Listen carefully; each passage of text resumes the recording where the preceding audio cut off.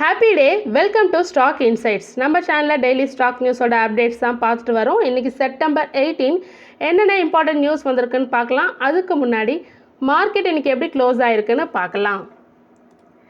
Nifty 50 0.37% க்ரீனில் close ஆகிருக்கு. BSc Sensex 0.38% க்ரீனில் க்ளோஸ் ஆகிருக்கு. பேங்க் நிஃப்டி 0.42% க்ரீனில் க்ளோஸ் ஆகிருக்கு. நிஃப்டி ஐடி 0.83% க்ரீனில் க்ளோஸ் ஆகிருக்கு. Nifty 500, Nifty mid cap 50, BSc mid cap எல்லாமே இன்றைக்கி க்ரீனில் தான் க்ளோஸ் ஆகிருக்கு. 0.3லேருந்து மேக்ஸிமமாக 0.8 வரைக்கும் இன்றைக்கி எல்லாமே க்ரீனில் க்ளோஸ் ஆகிருக்கு. இன்றைக்கி நிஃப்டி 50ல் யார் டாப் கெய்னர்ஸ்னு பார்த்தா எட்டர்னல் 2.93% க்ரீனில் க்ளோஸ் ஆகிருக்கு. ஹெச்டிஎஃப்சி லைஃப் 2.16% க்ரீனில் க்ளோஸ் ஆகிருக்கு. சன் ஃபார்மா 1.76% க்ரீனில் க்ளோஸ் ஆகிருக்கு. நிஃப்டி 50ல் யார் டாப் லாஸஸ்னு பார்த்தோன்னா கோல் இந்தியா 1.66% ரெட்டில் க்ளோஸ் ஆகிருக்கு. டாடா மோட்டார்ஸ் 1.11% ரெட்டில் க்ளோஸ் ஆகிருக்கு. பஜாஜ் ஃபினான்ஸ் 1.10% ரெட்டில் க்ளோஸ் ஆகிருக்கு. அதே பேங்க் நிஃப்டியில் யார் டாப் லாஸஸ்னு பார்த்தோன்னா கனரா பேங்க் 0.73% ரெட்டில் க்ளோஸ் ஆகிருக்கு. இண்டஸ் இன் பேங்க் 0.49% ரெட்டில் க்ளோஸ் ஆகிருக்கு. எஸ்பிஐ 0.33% ரெட்டில் க்ளோஸ் ஆகிருக்கு. யார் டாப் கெய்னர்ஸ் பேங்க் நிஃப்டியில் பார்த்தோன்னா ஏயு ஸ்மால் ஃபினான்ஸ் பேங்க் 1.54% க்ரீனில் க்ளோஸ் ஆகிருக்கு. 1.54% ஏயு ஸ்மால் ஃபினான்ஸ் பேங்க். ரெண்டாவதாக பேங்க் ஆஃப் பரோடா 1.25% க்ரீனில் க்ளோஸ் ஆகிருக்கு. ஹெச்டிஎஃப்சி பேங்க் 1.08% க்ரீனில் க்ளோஸ் ஆகிருக்கு. இன்றைக்கி யாராவது நியூ 52 வீக் ஹையை ரீச் ஆகிருக்காங்கன்னா யாரும் இல்லை. நியூ 52 வீக் லோ அதுவும் யாரும் இல்லை. Near to 52 week high SBI இருக்குது, Canara bank, PNB, HDFC bank, ICICI bank, bank of Baroda, IDFC first bank இவங்கெல்லாம் நியர் டு 52 வீக் ஹை கிட்ட இருக்காங்க. நியர் டு 52 வீக் லோ யாராவது இருக்காங்கன்னா எந்த ஸ்டாக்கும் இல்லை. இதை தவிர இன்றைக்கி வேறு என்னென்ன இம்பார்ட்டன்ட் நியூஸ் வந்திருக்குன்னு பார்க்கலாம். எஸ்டர்டே 11:30 PM அளவுக்கு நம்மளே போட்டிருந்தோம் வீடியோவில் யூஎஸ் ஃபெட் ரேட் என்னன்னு தெரிஞ்சிடும்னு சொல்லிட்டு 25 பேசிஸ் பாயிண்ட் கட் பண்ணியிருக்காங்க.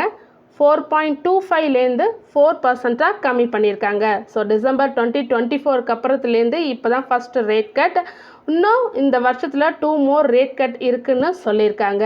மெயினாக எதனாலனா யூஎஸில் ஜாப் க்ரோத் வந்து ஸ்லோ ஆகுது, அதே சமயத்தில் அன்எம்ப்ளாய்மெண்ட்டும் இன்க்ரீஸ் ஆகுது.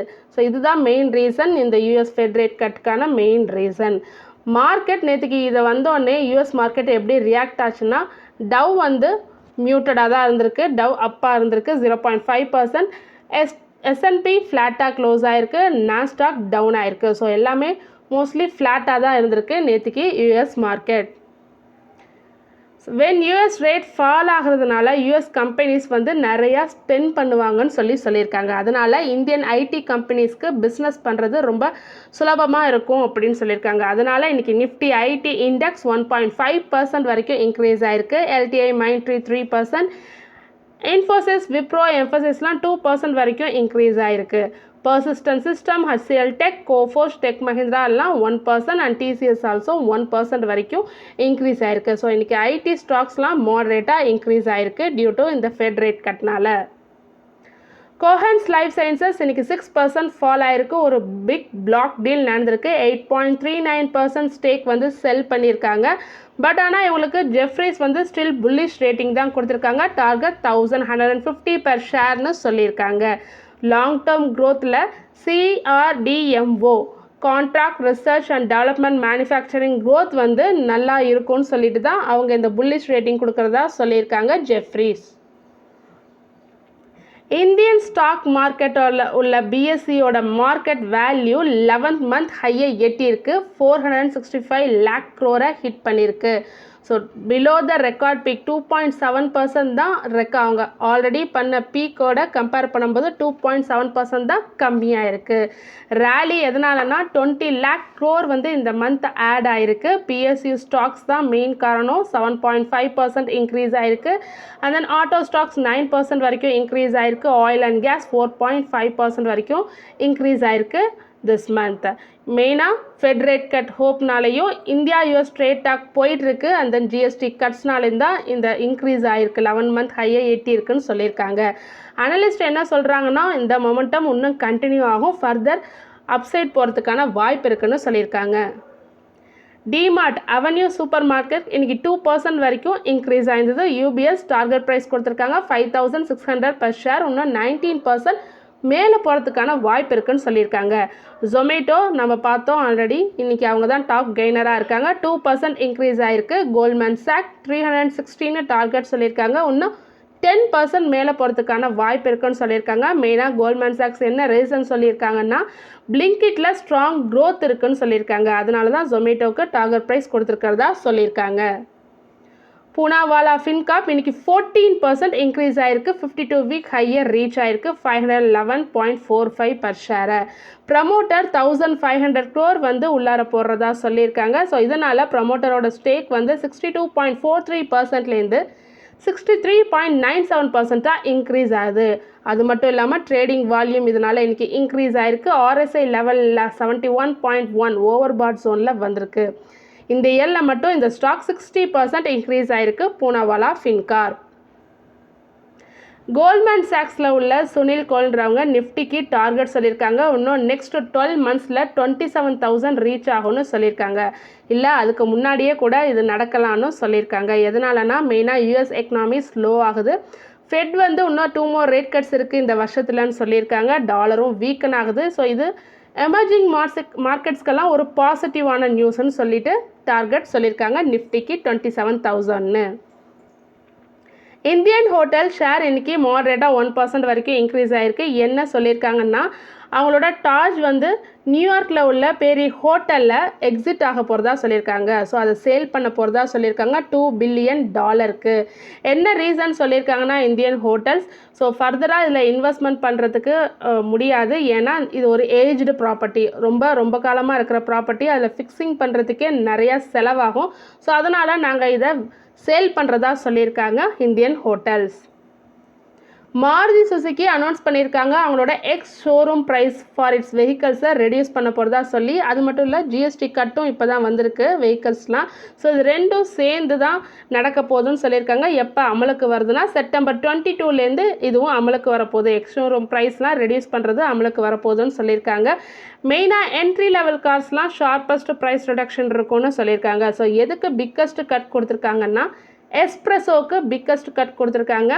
அதோட வேல்யூலேருந்து 1.29 lakh கம்மி பண்ணியிருக்கிறதா சொல்லியிருக்காங்க. நெக்ஸ்ட் ப்ரீஸா ஃப்ரானக்ஸ் 1.12 lakh கம்மி பண்ணியிருக்கிறதா சொல்லியிருக்காங்க அதோட மேக்ஸிமம் ப்ரைஸ்லேருந்து. தேவ் ஆக்ஸலரேட்டர் நேற்று தான் இவங்க லிஸ்ட் ஆனாங்க. ஐபிஓ ஃப்ளாட்டாக லிஸ்ட் ஆச்சு. அதுக்கப்புறம் 5% அப்பர் சர்க்யூட் நேற்று ஹிட் ஆச்சு. இன்றைக்கி அதே 5% லோயர் சர்க்யூட் ஹிட் ஆகி ஸோ ஆரம்பித்த இடத்துல 61லே வந்து நிற்கிது. என்ன மெயின் ரீசன் சொல்லியிருக்காங்கன்னா, ட்ரேடர்ஸ் இதோட பிஇ ரேஷியோ 335 இருக்குது. ஸோ ரொம்ப எக்ஸ்பென்சிவாக இருக்குது. ரெவன்யூ க்ரோத் நல்லா இருந்தாலும் பிஇ ரேஷியோ அதிகமாக இருக்குது. டெப்ட்டும் அதிகமாக இருக்குது. ஸோ ஐபிஓவில் உள்ளார ஃபண்டு வந்ததெல்லாம் இப்போ வெளியில் எடுத்துக்கிட்டு இருக்காங்க. அனலிஸ்ட் என்ன சொல்லியிருக்காங்கன்னா, நியூட்ரல் ஆர் காஷியஸ் ரேட்டிங் கொடுத்துருக்காங்க தேவ் ஆக்ஸலரேட்டருக்கு. ஸோ யாரெல்லாம் ரிஸ்க் டாலண்ட்டை பார்க்க முடியுமோ அவங்க ஹோல்ட் பண்ணிக்கலாம். ஸ்டாப் லாஸ் 50 அப்படின்னு சொல்லியிருக்காங்க. Yes Bank Morgan Stanley underweight rating கொடுத்துருக்காங்க. அதே மெயின்டைன் பண்ணுறதா சொல்லியிருக்காங்க. ப்ரைஸ் டார்கெட் 17ன்னு சொல்லியிருக்காங்க. இன்னும் 19.6% கீழே வரதுக்கான வாய்ப்பு இருக்குது. இப்போ 21 ரேஞ்சில் ட்ரேட் ஆகிட்டுருக்கு. ஸோ எதனாலனா இவங்க ப்ராஃபிட்டபிலிட்டி ரெக்கவரி வந்து ரொம்ப கிராஜுவலாக தான் இன்க்ரீஸ் ஆகுது. பட் ஆனால் ஃபண்டமெண்டல்ஸ் இன்னும் வீக்காக இருக்குது. ஸோ அதனால தான் அண்டர்வெயிட் ரேட்டிங் கொடுத்துருக்கிறதா சொல்லியிருக்காங்க மார்கன் ஸ்டான்லி எஸ் பேங்க்குக்கு. டேகா இண்டஸ்ட்ரீஸ் 2000 crore வயா ப்ரிஃபரன்ஷியல் இஷ்யூ மூலமாக பண்ணியிருக்கிறதா சொல்லியிருக்காங்க. 6% டிஸ்கவுண்ட்டில் 1994 per ஷேர்னு பண்ணியிருக்கிறதா சொல்லியிருக்காங்க.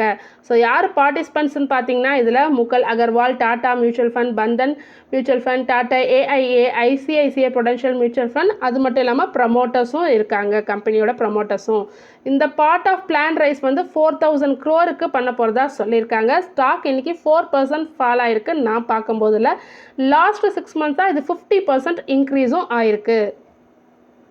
ஐஆர்இடிஏ சாங்ஷன் பண்ணியிருக்காங்க 1134 crore லோன். யாருக்குன்னா இன்சுலேஷன் க்ரீன் எனர்ஜிக்காக சாங்ஷன் பண்ணியிருக்காங்க. 4.5 gigawatt சோலார் செல் பிளான்ட் மத்திய பிரதேஷில் அமைக்கிறதுக்காக தான் இந்த லோன் சாங்ஷன் பண்ணியிருக்காங்க. ஸோ டோட்டல் குரூப் என்ன டார்கெட் சொல்லியிருக்காங்கன்னா 7 gigawatt PV models, 4.5 gigawatt solar cells, 18,000 MTPA aluminum frames. இதெல்லாம் 2 இயர்ஸில் பண்ண போகிறதா சொல்லியிருக்காங்க. அது மட்டும் இல்லாமல் 3 gigawatt ingot and wafer கெப்பாசிட்டியை 2028 பண்ணி முடிக்க போகிறதா சொல்லியிருக்காங்க. இந்த நியூஸ் வந்தோடனே IREDA 1.2% வரைக்கும் இன்க்ரீஸ் ஆகி ட்ரேட் ஆகிட்டு இருந்தது. இன்சுலேஷன் எனர்ஜி 0.3% தான் இன்க்ரீஸ் ஆயிருந்தது. மொபிவிக் 40 crore ஃப்ராட் நடந்திருக்கு. கடந்த செப்டம்பர் 11-12 நடந்திருக்கு. ஒரு சாஃப்ட்வேர் அப்டேட் பண்ணும்போது ஒரு டெக்னிக்கல் ஃபால்ட் வந்திருக்கு. அப்போ தான் இந்த 40 crore ஃப்ராட் நடந்திருக்கு. ஸோ ஓவராக 5 lakh ஃப்ராட் ட்ரான்ஸ்ஃபர் நடந்திருக்கு. 2500 பேங்க் அக்கௌண்ட்ஸ்லாம் நடந்திருக்கிறதா சொல்லியிருக்காங்க மொபிவிக். இது போலீஸ் ஃபோர்ஸ் மூலமாக 8 crore ஃப்ரோசன் பண்ணியிருக்காங்க. கம்பெனி 14 crore ரெக்கவர் பண்ணியிருக்காங்க. ஆக மொத்தம் 26 crore லாஸை கொண்டு வந்திருக்காங்க. ஸோ இதில் 6 பீப்புளும் அரெஸ்ட் பண்ணியிருக்கிறதா சொல்லியிருக்காங்க மொபிவிக். ஸோ இன்னும் சஸ்பெக்ஷன் இன்சைடரில் யாராவது இருப்பாங்களான்னு சஸ்பெக்ட் பண்ணுறதா போயிட்டுருக்கு. இன்றைக்கி இந்த நியூஸ் வந்த பிறகு மொபிவிக் சிஸ்டம் வந்து 2% வரைக்கும் ஆனால் இன்க்ரீஸ் ஆகிருக்கு. ஸ்டாக் இந்த 1 month மட்டும் பார்த்தீங்கன்னா 32.5% இன்க்ரீஸ் ஆகிருக்கு. CEA chief economic adviser V Anantha Nageswaran 25% penalty tariff போட்டிருக்காங்கல்ல US இந்தியாவுக்கு. ஸோ இது வந்து November 30, 2025 வித்ட்ரா பண்ணிடுவாங்கன்னு சொல்லியிருக்காங்க. எதனாலனா மெயினாக குளோபல் கண்டிஷன், இந்த இந்தியா US ட்ரேட் டாக் போயிட்டுருக்குல்ல, அதெல்லாம் பாசிட்டிவாக இருக்குது. பட் போத் நேஷன்ஸ் இன்னும் அக்ரி பண்ணிட்டு தான் இருக்காங்க. ஏதாவது நெகோசியேஷன் வரும். ஸோ மியூச்சுவலாக பெனிஃபிஷியல் ட்ரேட் அக்ரிமெண்ட் போயிட்டுருக்குன்னு சொல்லியிருக்காங்க chief economic adviser V Anantha Nageswaran. IPO இன்னைக்கு ஒன்று ஓப்பன் ஆயிருக்கு. iValue Info Solution. Price band பார்த்தீங்கன்னா 284 to 299. அதோட கிரே மார்க்கெட் ப்ரீமியம் 25ன்னு காமிச்சிட்டு இருக்கு. ஸோ அதாவது 8.36% லிஸ்ட் ஆக வாய்ப்பு இருக்குது. அலாட்மெண்ட் டேட் 23 சொல்லியிருக்காங்க. ஸோ இன்றைக்கி ஏரோ பேட்ரிக் சேல்ஸ் க்ளோஸ் ஆகுது. ஆனால் அதோட கிரே மார்க்கெட் ப்ரீமியம் ₹1 தான் காமிச்சிட்ருக்கு. VMS TMT grey market premium இன்றைக்கி ₹22ன்னு காமிச்சிட்ருக்கு. அதாவது ப்ரீமியம் ஆஃப் 22.2% வரைக்கும் லிஸ்ட் ஆக வாய்ப்பு இருக்குன்னு காமிச்சிட்ருக்கு. ஸோ ஏரோ பேட்ரிக் சேல்ஸ் இன்றைக்கி க்ளோஸ் ஆகுது. VMS TMT நாளைக்கு க்ளோஸ் ஆகுது. iValue சொல்யூஷன் செப்டம்பர் 22 தான் க்ளோஸ் ஆகுது.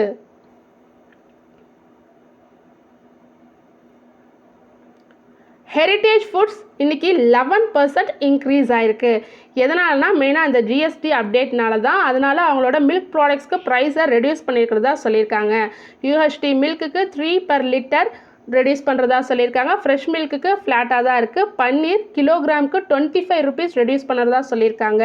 பட்டருக்கு கிலோகிராமுக்கு ₹50 ப்ளஸ் 5% GST. சீஸ்க்கு கிலோகிராமுக்கு ₹50 ப்ரைஸ் கட் உண்டு ப்ளஸ் 5% GST. அண்ட் கீக்கு கிலோகிராமுக்கு 50% ப்ரைஸ் கட் உண்டு. அதாவது ஓவரால் வேல்யூலேருந்து ₹50 கம்மி கேஜிக்கு ப்ளஸ் 5% GST. ஐஸ்கிரீமுக்கு 950 mlக்கு ₹35 ப்ரைஸ் கட். அதே 700 mlக்கு ₹20 ப்ரைஸ் கட் உண்டுன்னு சொல்லியிருக்காங்க. Plus 5% GST. ஸோ இந்த நியூஸ் வந்தோடனே இன்றைக்கி ஹெரிட்டேஜ் ஃபுட்ஸ் 11% இன்க்ரீஸ் ஆகிருக்கு. தொடர்ந்து இதுமாரி யூஸ்ஃபுல்லான மார்க்கெட் அப்டேட்ஸ் வேணும்னா மறக்காமல் நம்ம சேனலை சப்ஸ்கிரைப் பண்ணுங்கள், பெல் ஐக்கான் கிளிக் பண்ணுங்கள், லைக் அண்ட் ஷேர் பண்ணுங்கள். தேங்க்யூ.